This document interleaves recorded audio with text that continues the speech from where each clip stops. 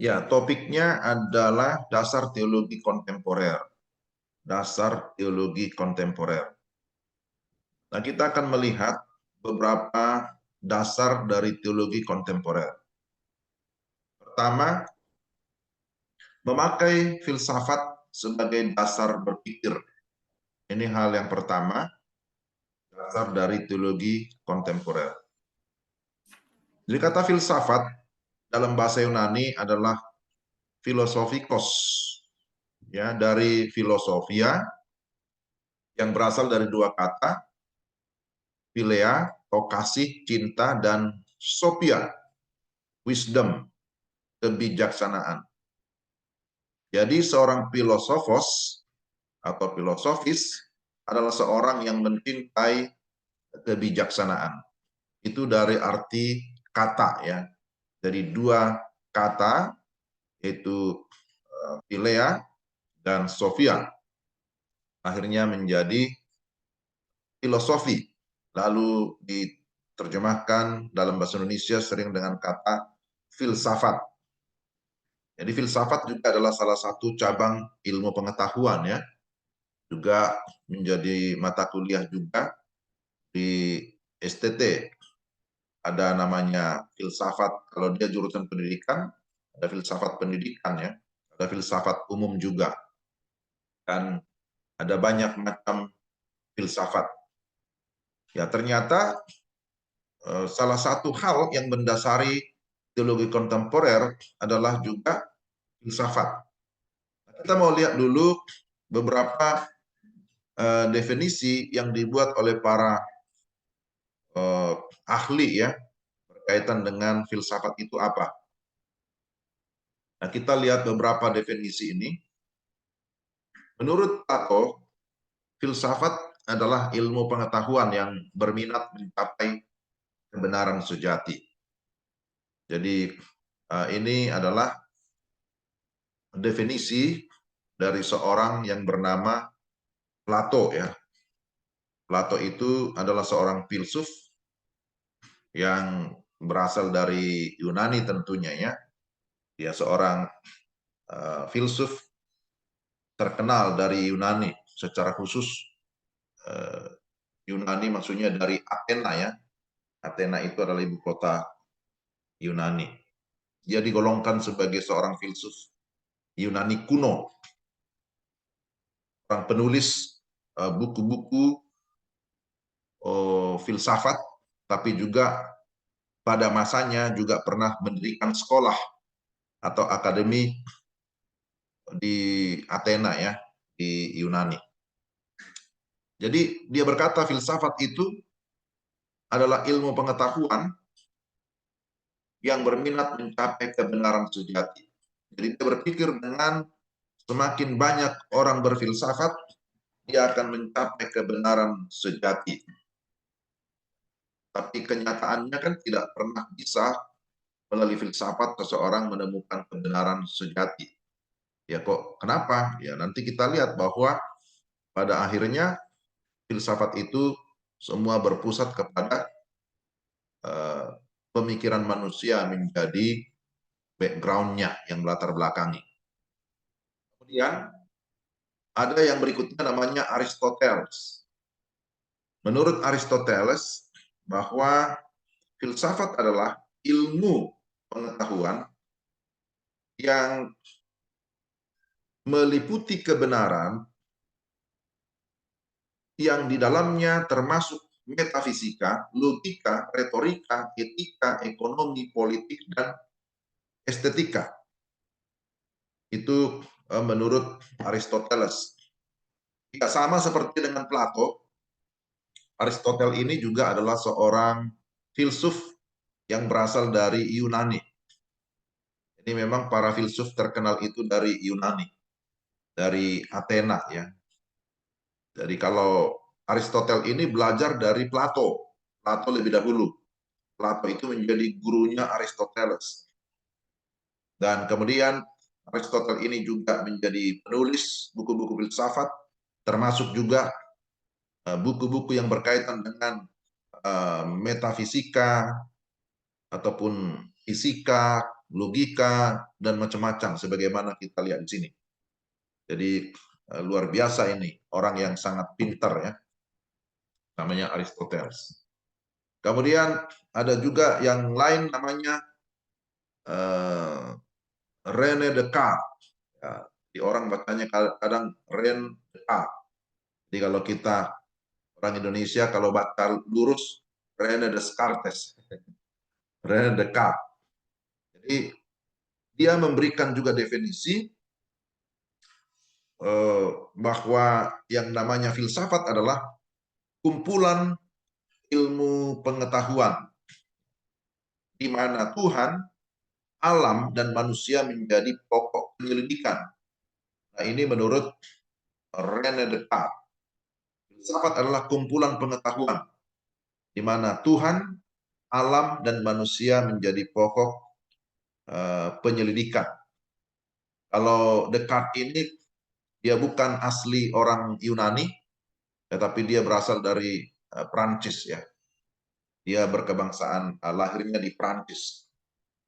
Ya. Jadi dia juga adalah seorang ahli filsafat atau disebut sebagai filsuf. Bahkan juga dia dikenal sebagai bapak filsafat modern ya. Kalau tadi Plato, Aristoteles digolongkan sebagai filsafat Yunani kuno. Tapi kalau René Descartes disebut juga sebagai bapak filsafat modern. Ya, karena memang dia itu sudah ada di abad-abad yang ke-16 ya. Ya, kemudian ada yang lain namanya Immanuel Kant. Menurut Immanuel Kant, filsafat adalah ilmu pengetahuan yang menjadi pokok dan pangkal dari segala pengetahuan.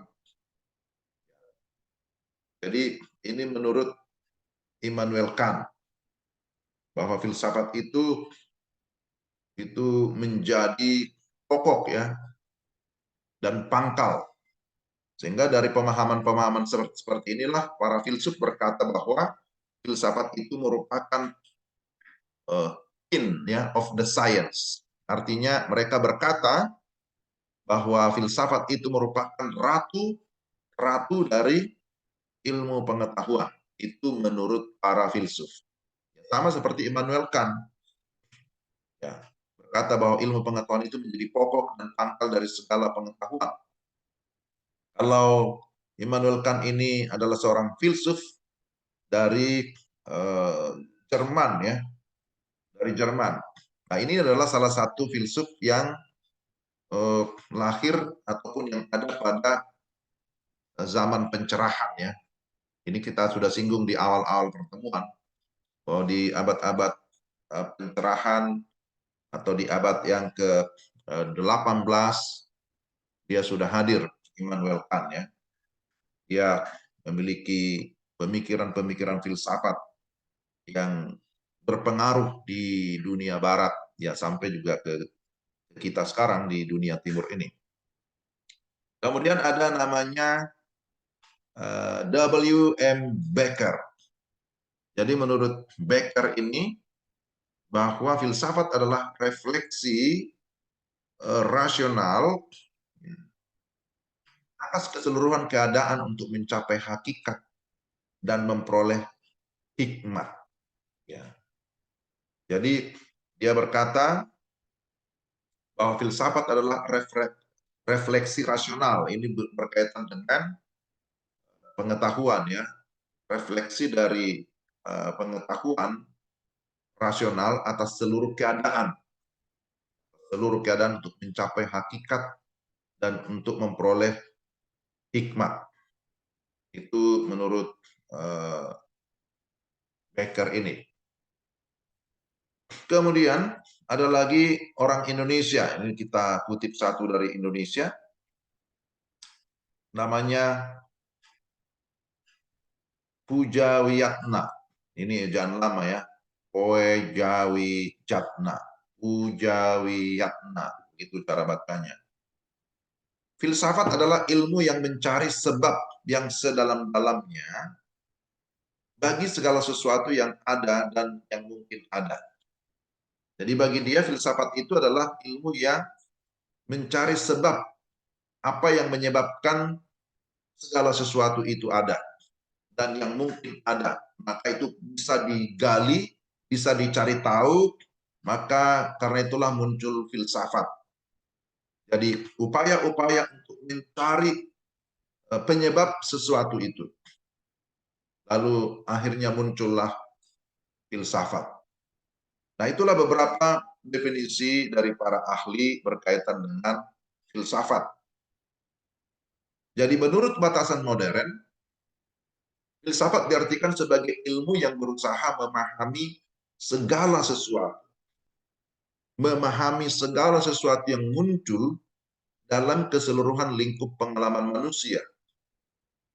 Melalui bantuan filsafat, diharapkan manusia dapat mengerti dan mempunyai pandangan yang menyeluruh serta sistematis mengenai alam semesta dan tempat manusia di dalamnya. Pandangan yang menyeluruh, mendalam dan sistematis adalah pengetahuan yang dapat menembus sampai di balik pengetahuan itu sendiri untuk menemukan saling keterhubungan serta implikasinya. Filsafat merupakan pandangan hidup seseorang atau sekelompok orang yang merupakan konsep dasar mengenai hidup yang dicita-citakan. Filsafat adalah suatu sikap intelektual yang sadar memikirkan segala sesuatu secara luas dan mendalam sampai ke akar-akarnya, atau dalam satu istilah disebut dengan radix atau radikal, beserta dengan segala hubungan sebab akibatnya. Jadi kalau seseorang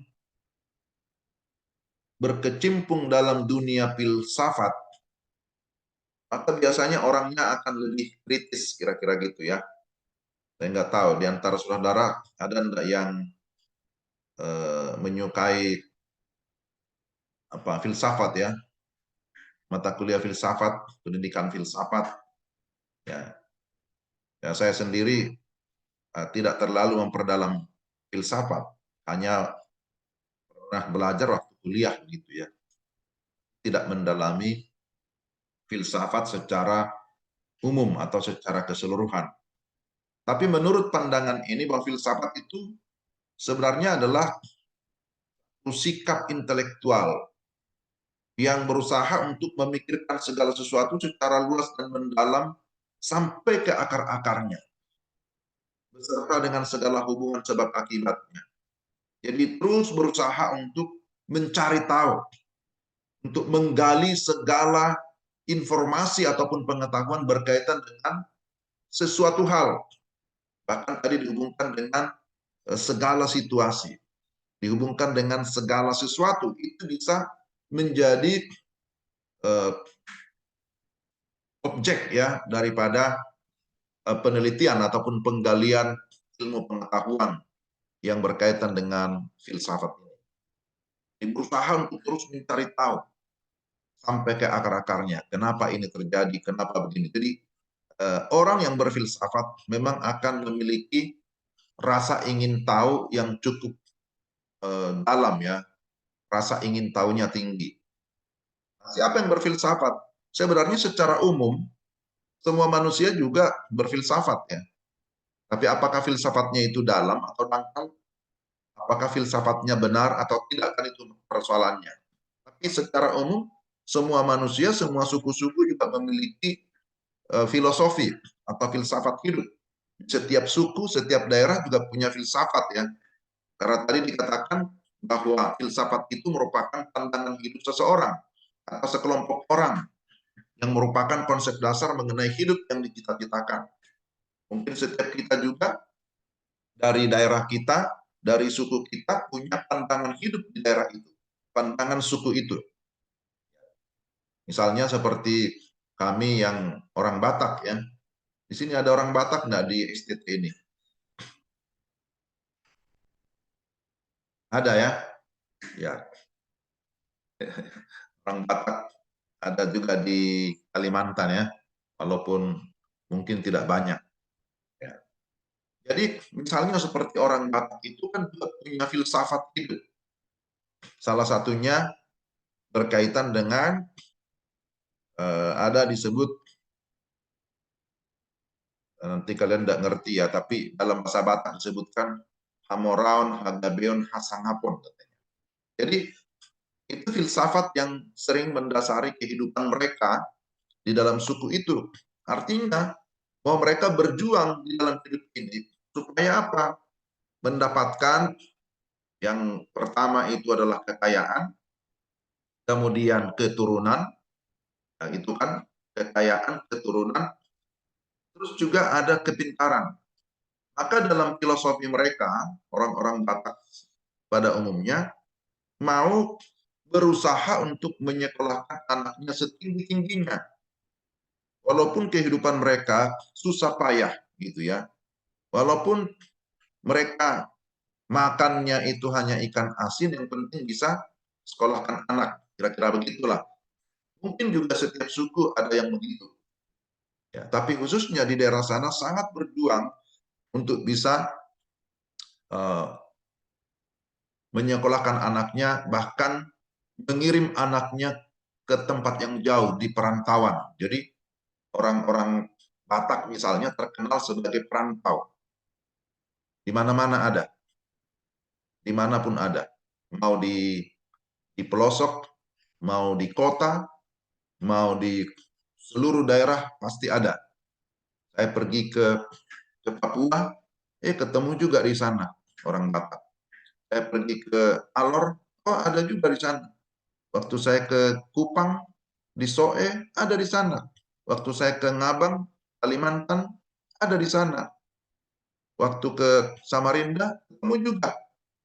Mau di daerah manapun, saya akan bertemu dengan orang Batak, begitu ya. Ini salah satu contoh, saya kasih contoh dari suku sendiri, karena kalau dari suku yang lain, saya tidak terlalu memahami. Ya, saya tidak terlalu mengerti filosofi, misalnya di daerah masing-masing saudara-saudara yang ada di Kalimantan, karena Kalimantan juga luas ya. Setiap daerahnya juga, walaupun sama-sama orang Dayak katanya, tapi Dayaknya juga macam-macam kan, bukan hanya satu. Ada Dayak Kendayan atau Dayak yang mana lagi, saya juga tidak ingat. Tapi setiap daerah punya filsafat, pandangan hidup. Ya, tapi sekali lagi, apakah filsafat kita itu sesuai dengan firman Tuhan? Misalnya seperti tadi, filsafatnya orang Batak itu sudah sesuai dengan firman Tuhan atau belum? Ternyata kan filsafat itu bisa kedengaran atau kelihatannya baik, tetapi belum tentu sesuai dengan firman Tuhan.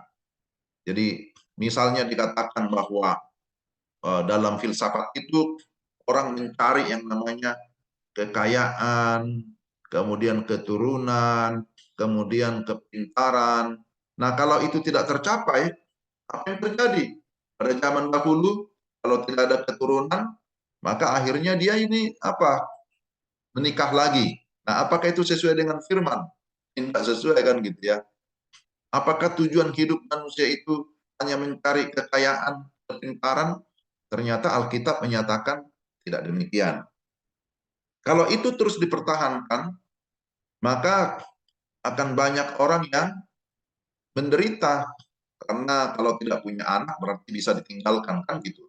Nanti banyak janda-janda jadinya kan gitu. Banyak duda-duda karena ditinggalkan oleh pasangannya. Nah, itu tidak sesuai dengan firman Tuhan.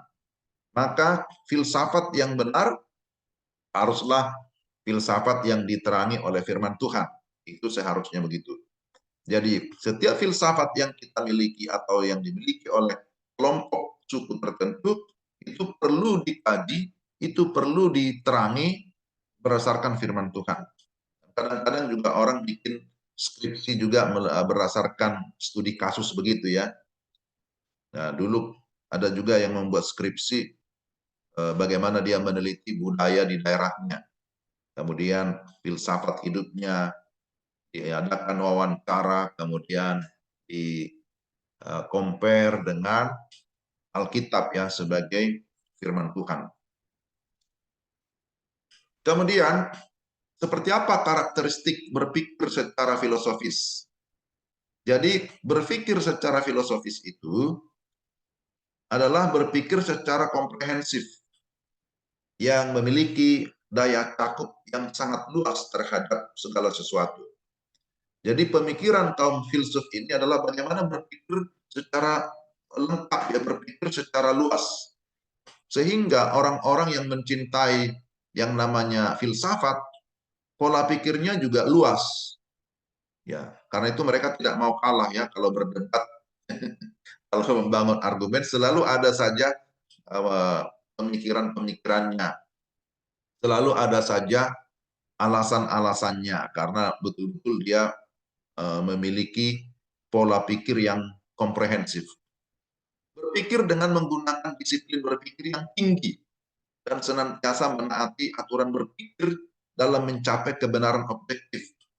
Jadi orang yang mencintai filsafat ini, mereka tidak asal ngomong, tapi selalu memikirkan apa yang menjadi dasar, apa yang merupakan penyebab, dan apa akibatnya. Selalu akan ada yang namanya premis-premis ataupun yang namanya kalimat-kalimat yang mereka sudah persiapkan dengan baik, sehingga memang tidak ada istilah seperti debat kusir gitu ya. Karena orang filsuf ini adalah seorang memiliki disiplin berpikir yang tinggi. Ya. Jadi kalau misalnya saudara pernah memperhatikan di televisi, salah satu yang sering berpikir secara filosofis, misalnya namanya Rocky Gerung. Pernah dengar enggak nama itu ya? Lalu kalau dia ngomong, selalu pemikirannya itu kritis, pemikirannya tajam. Tapi walaupun begitu, tidak ada jaminan bahwa apa yang dia ucapkan itu selalu benar. Karena dasar pikirnya itu adalah dari rasionya ya. Kemudian berpikir secara sistematis dalam membangun suatu sistem pengetahuan yang rasional dan benar yang menggambarkan suatu konsepsi yang bermanfaat dalam memahami secara baik dan benar manusia dan alam semesta.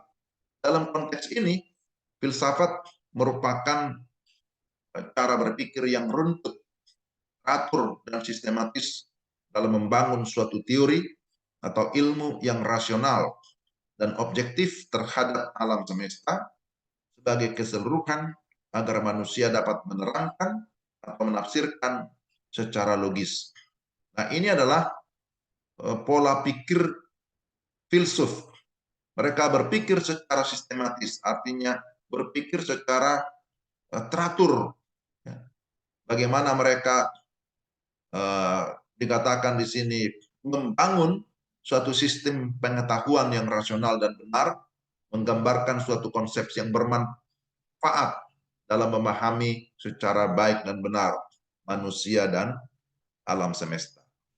Jadi kalau filsuf ini sebenarnya memiliki bahan atau objek penelitian yang sangat luas ya, karena tadi dikatakan mereka bisa menjadikan objek penelitian selain manusia dan alam semesta, akan ada yang menjadikan objek penelitiannya itu sampai kepada Tuhan sendiri dijadikan sebagai objek penelitian.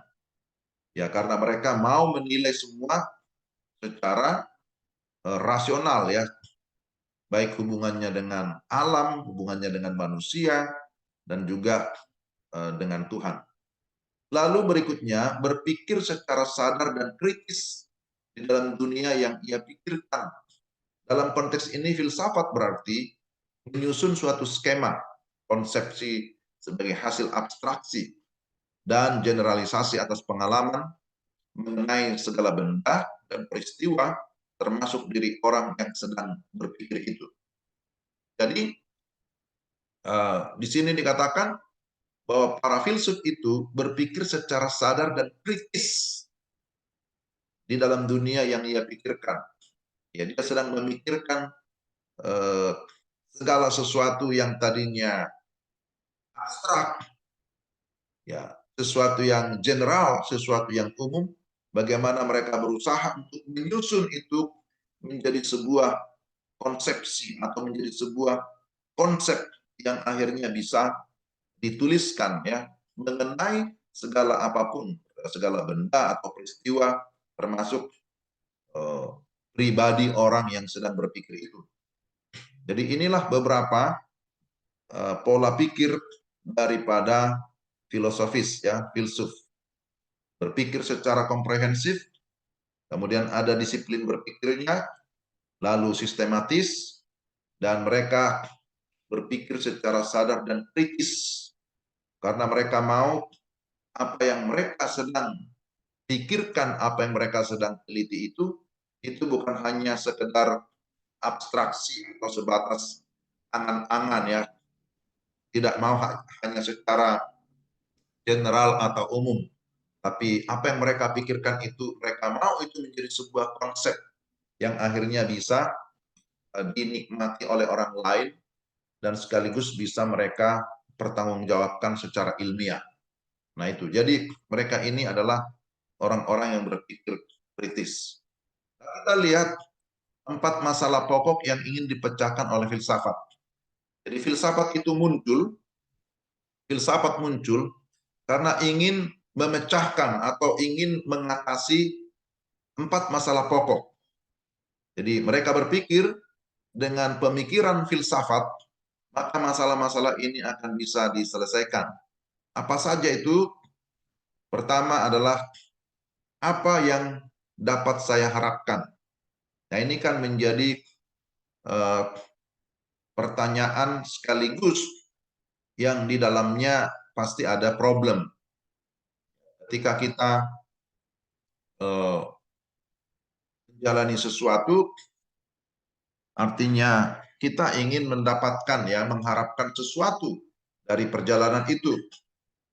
Ketika kita menjalani kehidupan, ya kita juga ingin tahu, ya, mengharapkan sesuatu, ya, di balik semua apa yang sedang kita yakini, apa yang sedang kita jalani, apa yang sedang kita lakukan.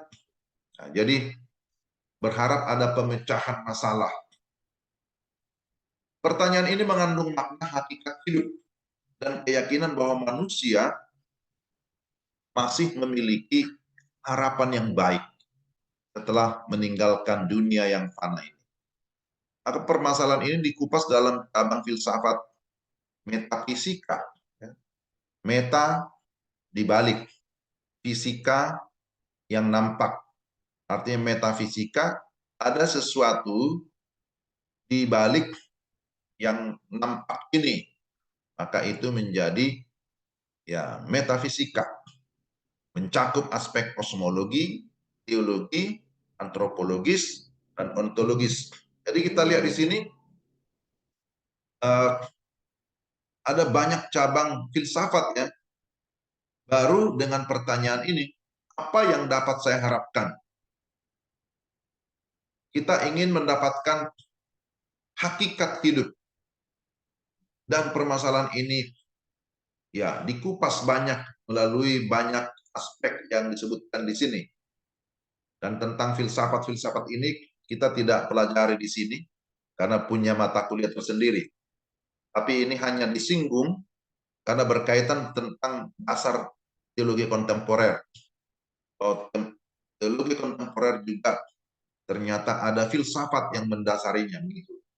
Jadi kita tidak akan panjang lebar di sini, tapi kita perlu memahami bahwa persoalan yang dihadapi oleh manusia diharapkan bisa diselesaikan oleh filsafat. Nah, itulah pola pikir filsuf itu. Filsuf berpikir dengan memahami filsafat, maka persoalan-persoalan manusia itu bisa diselesaikan. Pertama, berkaitan dengan pengharapan. Lalu pertanyaan yang berikutnya, apa yang dapat saya ketahui? Pertanyaan ini ingin mengungkapkan masalah kebenaran, yaitu sejauh mana pengetahuan saya itu benar, dari mana asal dan sumber pengetahuan, serta apakah kebenaran itu. Nah, permasalahan ini dikupas dalam cabang filsafat namanya epistemologi. Nah, kata epistem sama dengan pengetahuan. Filsafat epistemologi yaitu sumber pengetahuan.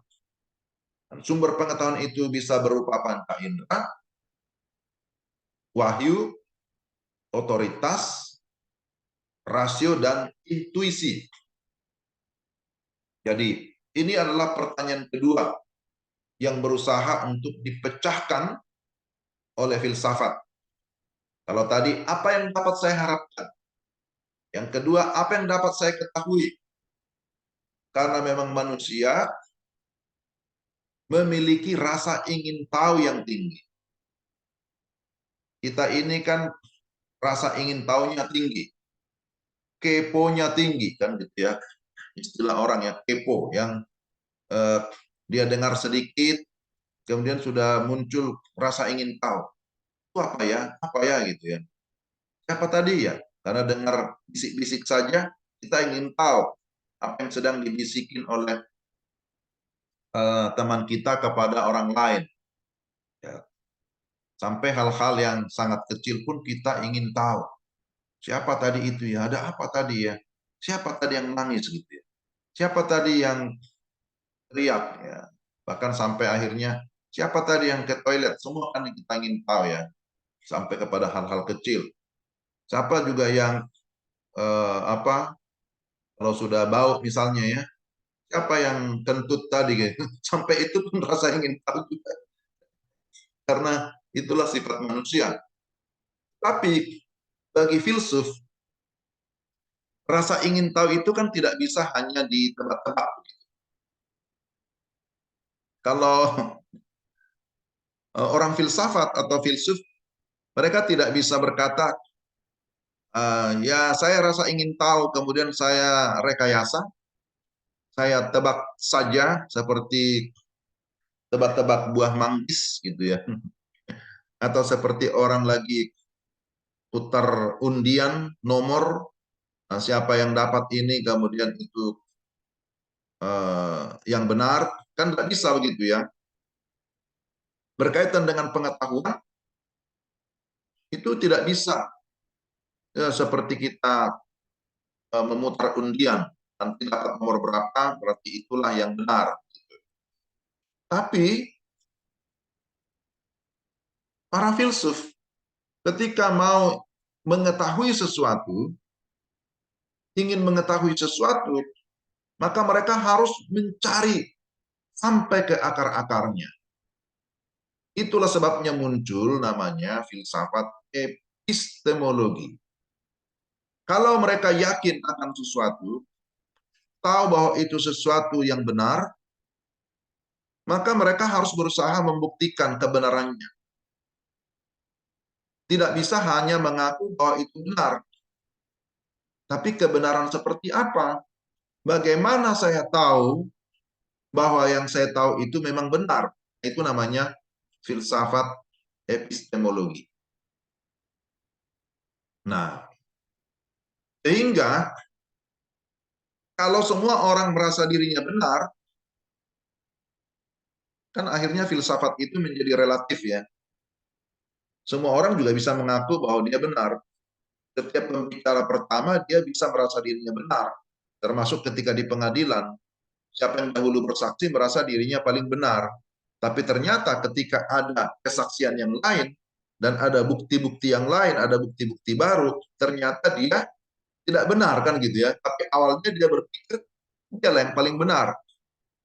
Nah demikian dalam ilmu pengetahuan, ketika seseorang mengadakan penelitian, dan dia merasa yakin bahwa apa yang dia teliti itu sudah benar, ternyata beberapa tahun kemudian orang mengadakan penelitian yang sama, ternyata dia menemukan sesuatu yang lain, maka yang sebelumnya itu bisa dinyatakan wah itu sudah tidak valid lagi. Ternyata apa yang dahulu dinyatakan benar setelah diadakan penelitian kembali beberapa tahun kemudian, ternyata yang dahulu itu tidak benar lagi. Berarti kalau demikian, yang muncul apa? Ya relatif ya, relativisme.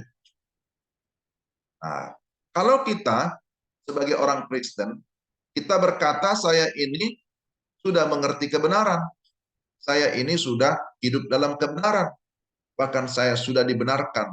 Maka pertanyaannya, berdasarkan apa? Saudara merasa benar atau sudah mengerti kebenaran? Sumbernya dari mana? Dasarnya dari mana? Nah, itu yang menjadi penting. Kalau dasarnya itu berdasarkan pengalaman kita, kalau dasarnya itu berdasarkan pengetahuan semata-mata, kalau dasarnya itu berdasarkan penelitian kita, itu diragukan kan gitu. Jadi bagaimana kita tahu bahwa yang kita tahu itu benar? Maka perlu dilihat sumbernya dari mana. Jadi kalau kita sebagai orang Kristen, ya kita berkata bahwa saya ini tahu kebenaran, saya ini sudah dibenarkan, ya berdasarkan sumbernya, sumbernya bukan saya, sumbernya bukan orang lain, sumbernya bukan pendeta, tapi itulah yang namanya wahyu Tuhan kan gitu ya. Alkitab sebagai wahyu yang berotoritas. Jadi dasar bagi kita untuk mengalami yang namanya pembenaran karena kita percaya kepada sang kebenaran, ya kan gitu ya. Masih bisa dengar enggak? Bisa ya. Kalau nggak jelas bisa dikasih tahu ya suaranya gimana. Oke. Kemudian yang ketiga pertanyaannya, apa yang harus saya perbuat? Ini pertanyaan filosofis yang ketiga. Apa yang harus saya perbuat? Pertanyaan ini ingin mengungkapkan masalah pedoman hidup, norma-norma yang berlaku dan nilai-nilai. Permasalahan ini dikupas dalam cabang filsafat namanya aksiologi. Kata aksios atau nilai. Kemudian aksiologi ini mencakup aspek etika dan estetika. Etika itu berkaitan dengan bagaimana kita menjalani hidup benar, ya baik gitu ya. Jadi ketika kita memiliki pemahaman etika, kita tahu mana yang benar, mana yang salah, mana yang baik, mana yang jahat, mana yang layak, mana yang tidak, mana yang boleh, mana yang tidak boleh. Kan gitu ya. Itu namanya etika. Bagaimana kita menjalani kehidupan. Dan di dalam etika kita bisa banyak belajar macam-macam etika. Sudah dapat pelajaran etika ya? Sudah. Berarti sudah lulus etika. Apa itu etika deontologis? Apa itu etika teleologis? Nah, itu kan contoh. Jadi ada etika moral, ada etika sosial, ada macam-macam etika. Itu tidak kita bahas di sini, hanya disinggung. Estetika. Estetika itu berkaitan dengan ya nilai keindahan tadi itu ya. Bagaimana kita menilai sesuatu? Ya. Apakah lukisan ini indah? Kalau ada lukisan. Bagi orang yang tidak mengerti estetika, ketika ada lukisan di dinding, kelihatannya hanya ya garis-garis dan sebagainya, yang tidak mengerti estetika berkata, apa itu? Kok lukisannya begitu? Kok nggak ada nilainya gitu. Tapi bagi orang yang ahli estetika, yang mengerti tentang lukisan, dia bisa mengerti, dia mengetahui bahwa satu lukisan itu bernilai tinggi karena dia mengerti filsafat estetika, kan begitu. Jadi kalau orang awam yang tidak mengerti estetika dilihatnya lukisan ini kok belinya mahal-mahal, rugi uang untuk beli itu, cuma dipajang begitu aja kan gitu kan. Apalagi orang teologi kadang-kadang gitu. Untuk apa pemborosan seperti itu katanya gitu ya. Sama seperti Yudas Iskariot yang menegur siapa? Maria. Untuk apa membuang minyak narwastu yang mahal. Harganya mahal. Berapa harganya? 300 dinar. Untuk apa itu dibuang-buang itu minyak narwastu itu? Lebih baik dijual saja itu. Uangnya bisa diberikan untuk orang-orang miskin. Kata siapa? Yudas Iskariot. Tapi ternyata kan motivasinya apa? Jahat kan gitu ya. Karena dia mau mengambil uang gitu. Tapi apa kata Yesus? Biarkan dia melakukan itu. Karena orang miskin selalu ada pada kamu. Tetapi aku tidak selalu ada pada kamu. Artinya dia disalibkan, dia akan mati. Dan Maria sudah melakukan yang terbaik, yang bernilai tinggi dalam pandangan Tuhan. Kan gitu. Jadi apa yang harus saya perbuat? Gitu. Jadi itu pertanyaan filosofis. Kalau kita hidup, ya kita mau buat apa? Saudara mau buat apa? Sekarang ada di sekolah teologi, mau ngapain gitu? Setelah ini ngapain?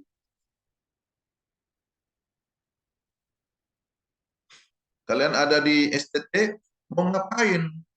Mau buat apa? Pernah enggak dipikirkan, saya masuk STT ini, saya mau buat apa sebenarnya? Setelah saya tamat, mau buat apa? Apakah sudah ada visi yang Tuhan berikan? Apakah sudah memikirkan misi apa yang mau dilakukan? Akan itu semua adalah pertanyaan-pertanyaan yang sebenarnya kita sudah pikirkan dan kita ingin tahu jawabannya. Apa yang harus saya buat selanjutnya? Nah, itu adalah pertanyaan filsuf, saudara-saudara. Kalau para filsuf saja memikirkan itu, maka harusnya kita lebih lagi memikirkan hal-hal yang seperti ini. Kita ini bukan hanya filsuf, kita ini para teolog, kita hamba Tuhan. Justru kita yang harus bertanya, Tuhan saya mau buat apa? Apalagi yang mau saya buat? Kan gitu ya. Jadi jangan seperti Yudas Iskariot. Yudas Iskariot pikirannya apa? Apalagi yang mau saya dapatkan kan begitu.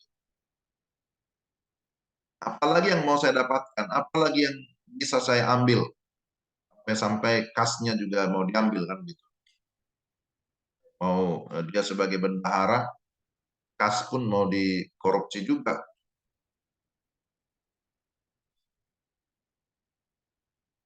Kemudian Maria mau memberikan yang terbaik bagi Tuhan pun dia protes. Karena yang dia pikirkan bukan apa yang mau saya buat bagi Tuhan, tapi apa yang mau saya dapatkan. Nah ini yang masalah. Seringkali juga hamba-hamba Tuhan begitu. Mudah-mudahan kita tidak begitu. Saudara-saudara tidak begitu ya. Jadi jangan selalu berpikir, Tuhan, saya sudah menjadi hamba Tuhan, saya sudah menyerahkan diri kepada Tuhan, saya sudah mau mengabdi kepada Tuhan, lalu saudara berpikir, apa yang akan saya dapatkan? Hati-hati ya. Jangan pergi melayani, lalu saudara berpikir, setelah saya melayani, apa yang mau saya dapatkan? Kalau seperti itu sama pola pikirnya dengan Yudas. Sama pola pikirnya dengan orang-orang dunia ini gitu ya.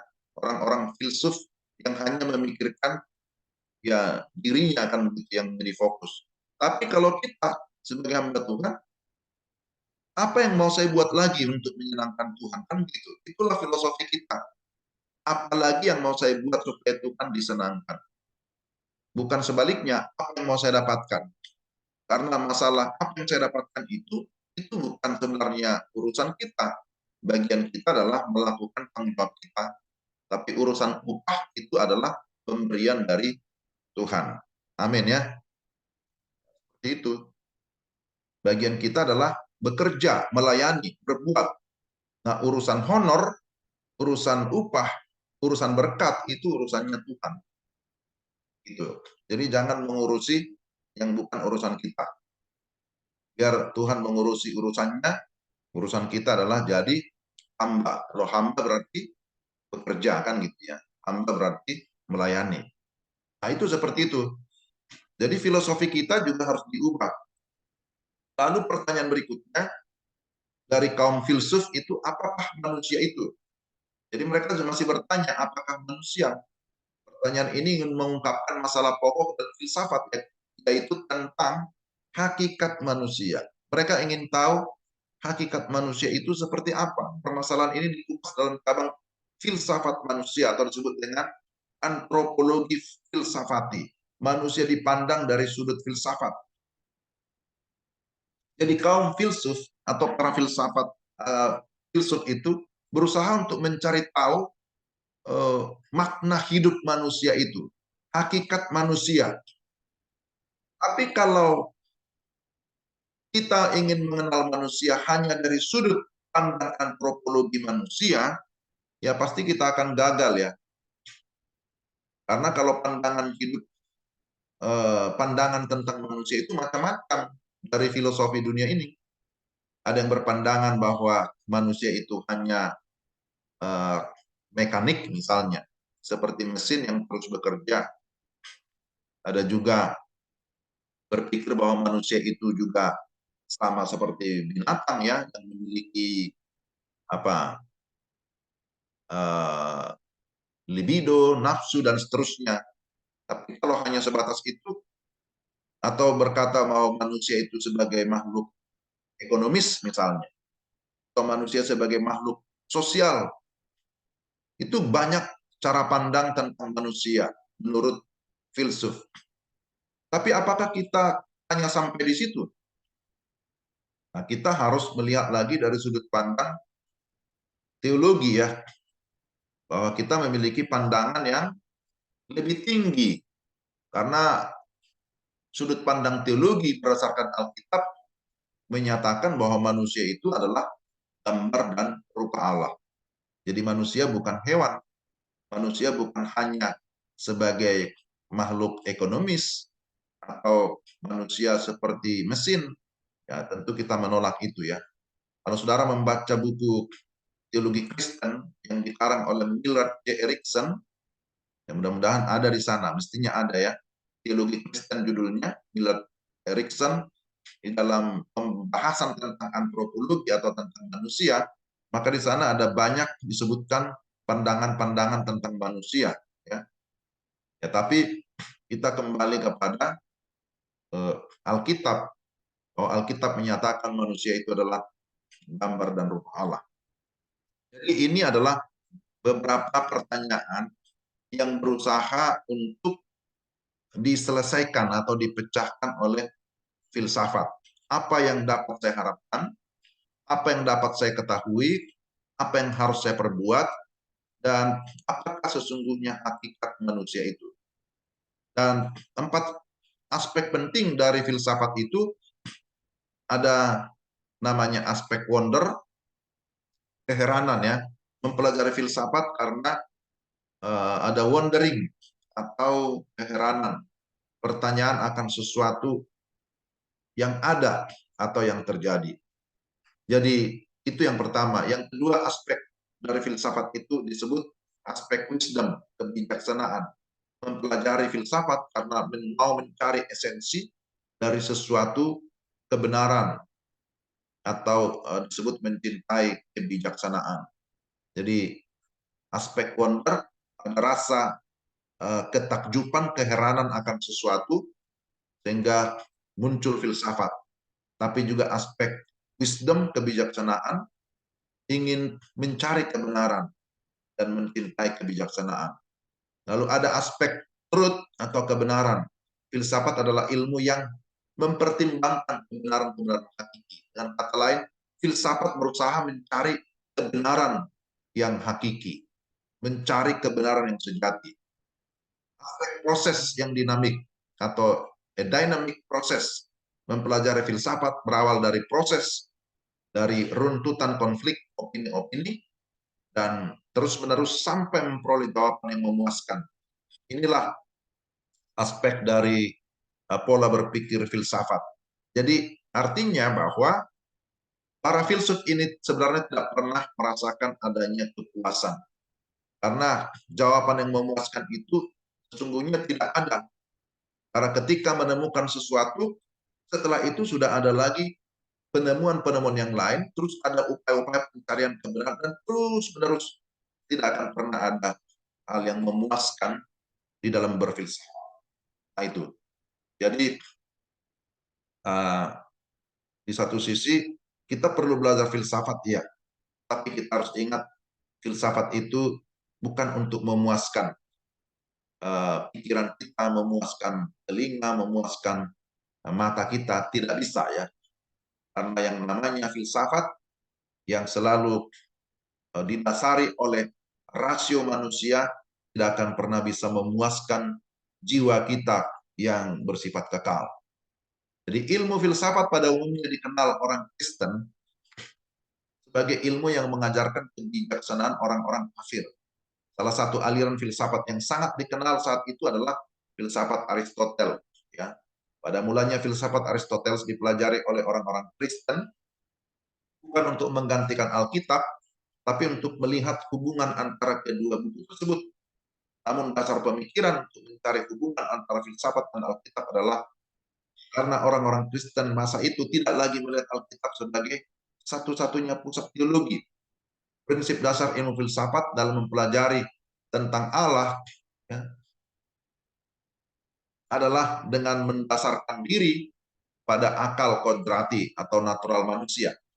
Sedangkan agama Kristen berdasarkan pada wahyu yang disampaikan Allah kepada manusia. Dalam ilmu filsafat, Allah dibicarakan sebagai objek yang diteliti. Sedangkan di dalam agama Kristen, Allah dipandang sebagai causa prima yang menyebabkan segala sesuatu ada dan yang memberi makna kepada semua ciptaan. Ilmu filsafat menolak gagasan bahwa tanpa wahyu Allah, manusia tidak mungkin tahu apa-apa tentang Allah. Nah, sebaliknya, ilmu filsafat mengajarkan bahwa manusia sebenarnya di dalam dirinya sendiri mempunyai kebebasan yang mutlak untuk menentukan apa saja yang dapat ia ketahui dan pikirkan. Melalui rasionya, manusia dimungkinkan untuk memiliki kekuatan berpikir yang tidak terbatas. Nah, pada dasarnya, manusia adalah bebas dan otonom, terlepas dari semua kontrol yang ada di luar dirinya. Alam diartikan sebagai suatu kawasan yang tidak terbatas, yang dapat dan harus dikontrol melalui pikiran matematis yang otonom. Jadi kita sudah bisa melihat di sini ya, bahwa dasar berpikir filsafat itu mendasarkan diri pada pikiran manusia semata. Inilah yang mendasari studi teologi modern di abad 19 dan 20. Sebagai akibatnya, agama manusia modern diyakini harus memiliki sifat kritis dan rasional. Hal-hal yang supra-alami atau supranatural tidak memiliki tempat dalam rasio manusia. Oleh karenanya harus disingkirkan dari unsur-unsur agama modern. Jadi ini yang pertama ya, berkaitan dengan dasar teologi kontemporer. Jadi tadi saya sudah jelaskan panjang lebar di awal bahwa sebenarnya tidak ada salahnya kita mempelajari filsafat, karena filsafat itu juga sebenarnya mencintai kebijaksanaan. Tetapi ketika filsafat itu mengesampingkan yang namanya wahyu Tuhan, maka itu kan menjadi sangat-sangat relatif sekali. Jadi tadi di bagian sebelumnya sudah dikatakan di sini, ini menjadi catatan perhatian kita ya, bahwa dalam ilmu filsafat, Allah dibicarakan sebagai objek yang diteliti. Ini disamakan dengan penelitian yang lain. Sedangkan di dalam agama Kristen, Allah dipandang sebagai causa prima yang menyebabkan segala sesuatu ada dan yang memberi makna kepada semua ciptaan. Jadi ilmu filsafat menolak gagasan bahwa tanpa wahyu Allah manusia tidak mungkin tahu apa-apa tentang Allah. Sedangkan kita dalam teologi kita, baik dalam teologi teologi reformasi, selalu berkata kita tidak mungkin mengenal Allah, kita tidak akan mungkin tahu apa-apa tentang Allah tanpa wahyu Allah, atau disebut dengan istilah kenyataan. Ya, wahyu Allah atau kenyataan Allah. Tanpa kenyataan Allah, kita tidak mungkin bisa mengenal Allah. Kan begitu dalam teologi reform. Tanpa Allah memperkenalkan dirinya, tidak mungkin kita mengenal Allah dengan baik. Ya. Sedangkan filsafat menolak gagasan hal itu. Ya. Dengan demikian, ya kita tidak sependapat ya kalau disebutkan Allah itu hanya sebagai objek yang diteliti. Jadi itu hal yang pertama. Mudah-mudahan ini bisa diikuti ya. Minum dulu bagi yang mau minum.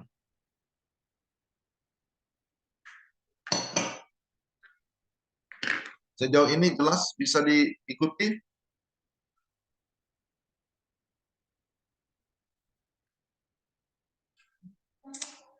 Oke.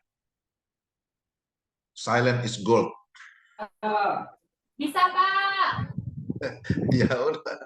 Ya, diam itu emas katanya kan. Oke. Kita lanjutkan sedikit lagi.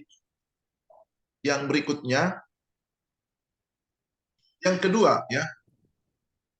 Dasar daripada teologi kontemporer menempatkan manusia sebagai pusat alam semesta.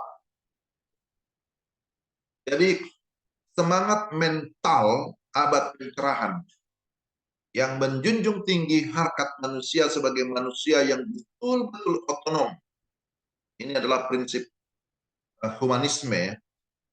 Pada akhirnya menempatkan manusia menjadi pusat dari alam semesta dan segala sesuatu yang ada di dalamnya. Melalui rasionya, manusia percaya dapat menilai segala sesuatu tanpa batas. Karena rasio manusia diyakini mampu menjadi patokan untuk menilai keberadaan dunia fenomena. Oleh karenanya, eksistensi Allah sama sekali tidak diperhitungkan karena Allah tidak kelihatan dalam dunia real dan tidak dapat dinilai secara matematis oleh rasio manusia.